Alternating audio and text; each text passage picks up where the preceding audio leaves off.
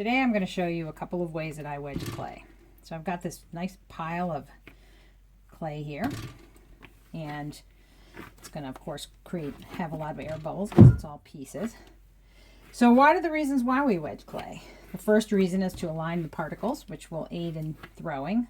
Second reason is to get rid of all those air bubbles, which to me is the primary reason why I like to wedge, especially when I'm using recycled clay, which I am today, because that often has more air bubbles than if you just cut it out of a bag. So what I like to do, the third reason is if your clay is different wetnesses, which can happen sometimes with recycled clay, it's good to blend it all together, or even if you have different kinds of clay. In this particular case, I actually have a white stoneware and a dark stoneware that I'm putting together, and this will help blend it all nicely. So here's a nice big air bubble, and one of the reasons I like this method is you can see the air bubbles pretty easily, and you'll know when you're not getting any more of them. Oh, here's another one.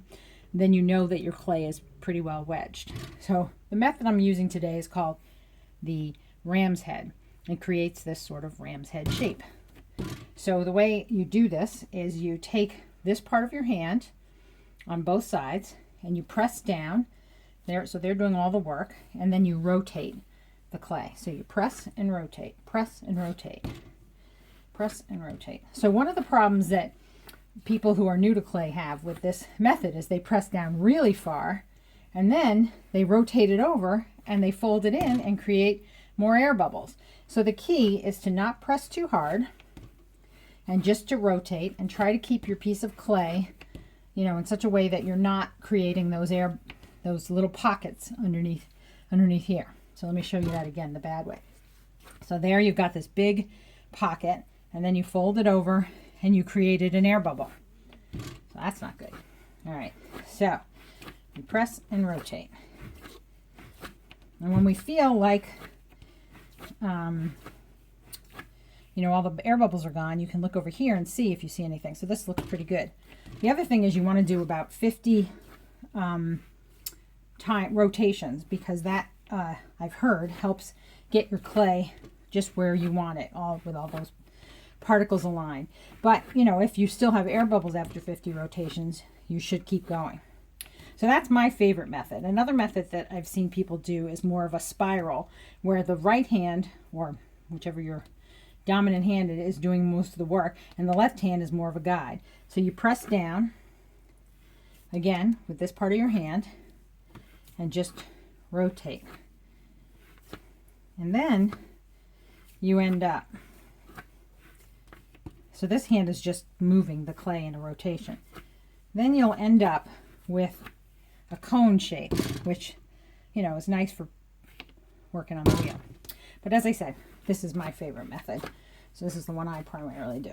Another issue people have is when they press too hard out, and they end up just creating this long piece of clay, which is kind of a pain too. So you really need to be conscious of what you're doing and press. Oh, that's the other thing. You're sort of pressing in when you do this, not down.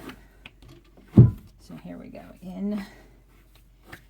So the two hands are going towards each other. All right, so now let's see how well our clay is wedged. We can test it by cutting it in half.